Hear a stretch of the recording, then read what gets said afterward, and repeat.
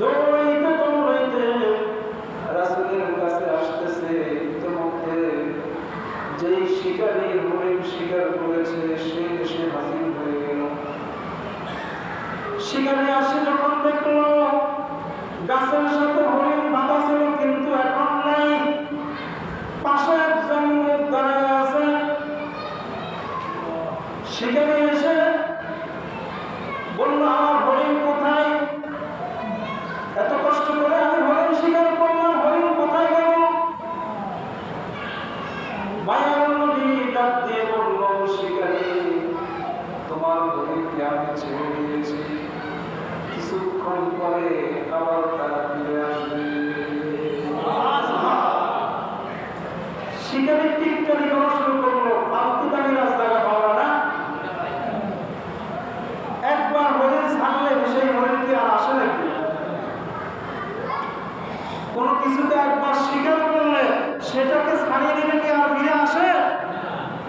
এটা কি সম্ভব? তুমি আর পাত্রামির জায়গা পাও না। আমার হরিণ ছাড়তে কইছে কে তোমাকে? ছাড়বে গেল। আজকে হরিণ যদি না হয় তাহলে তোমার বাঁধবো। আল্লাহ রাসূল বললেন, ও শিকারী, তুমি হতাশ হও না। আমি মুহাম্মদ যেই কথা বলেছি, আমার সাথে হরিণ যে ওয়াদা করেছে, এই ওয়াদা সে রাখবে, আবার তোমার আমার কাছে ফিরে আসবে, কোনো সন্দেহ নাই। ঠিকই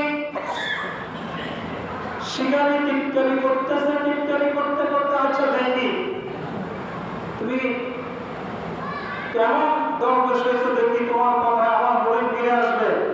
আজকে যদি হরিণ না আসে তাহলে খবর আছে। শিকারীও কিন্তু মুসলমান না, সে একটা বিধর্মী। সে একটা কি বিধর্মী। এইভাবে যখন আল্লাহ রাসূলকে ঠাট্টা মশকারি করতে লাগলো, কিছুক্ষণ পর দেখলো দূর থেকে সেই যে হরিণটা সে শিকার করেছে সেই হরিণটা তার দিকে আসছে।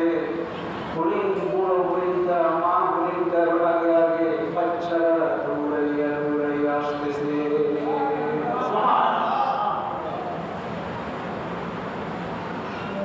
শিকারী আশ্চর্য